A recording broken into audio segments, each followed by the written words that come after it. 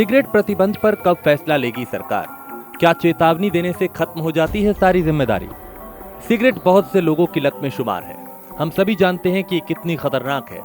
Cinema hall में अक्सर picture से पहले हम सभी ने मुकेश को देखा।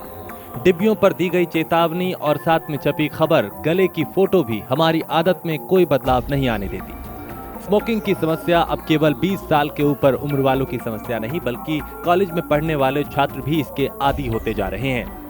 बात करते हैं समस्या की जड़ की। आदतें अक्सर बुरी होती हैं, इसलिए उनसे छुटकारे पर बात होती है।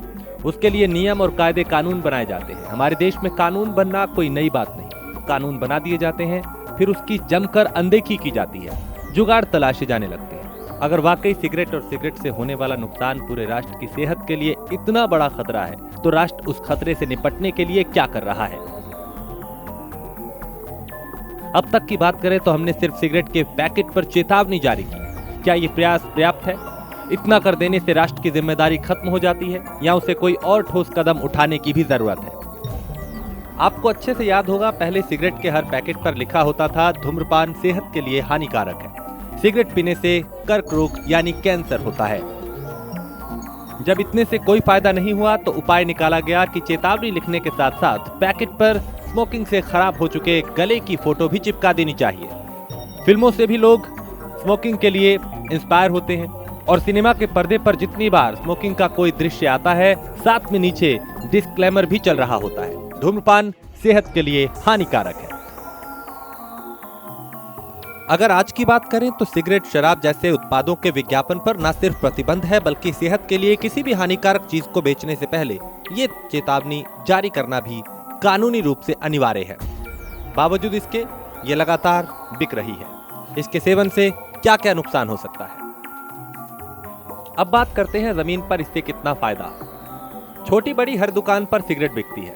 अगर बात सिगरेट कंपनियों की करें तो बीते 20 साल में सिगरेट उत्पादों के विज्ञापनों पर प्रतिबंध लगने के बावजूद उनके मुनाफे में 70% का इजाफा हुआ है।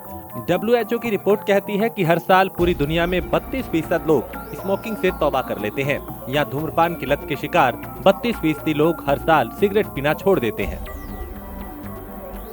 सिगरेट पीने से न सिर्फ इंडिविजुअल लोगों पर बुरा असर होता है, बल्कि पूरे समाज की सेहत पर बुरा असर होता है। नुकसान को लेकर सी रिपोर्ट हमें खतरे की जानकारी देती है, लेकिन मजे की बात यह है कि नुकसान का इतना शोर मचने के बावजूद नुकसान होना बंद नहीं होता। हाल ही में सुनने में आया कि न्यूजीलैंड एक ऐसा नया कानून लागू करने जा रहा है, जिसके मुताबिक उस देश में 2008 के बाद जन्म लेने वाला कोई भी युवा आजीवन सिगरेट नहीं खरीद पाएगा।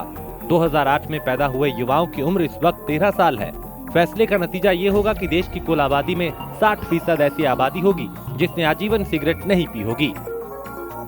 फिलहाल न्यूजीलैंड ने देश को स्मोक फ्री बनाने और युवाओं को सिगरेट की लत से मुक्त होकर ज्यादा स्वस्थ जीवन देने के लिए सिगरेट के पैकेट पर सिर्फ चेतावनी नहीं चिपकाई, बल्कि एक ऐसा ठोस कदम उठाया जो सिगरेट के प्रयोग को ही प्रतिबंधित कर दे।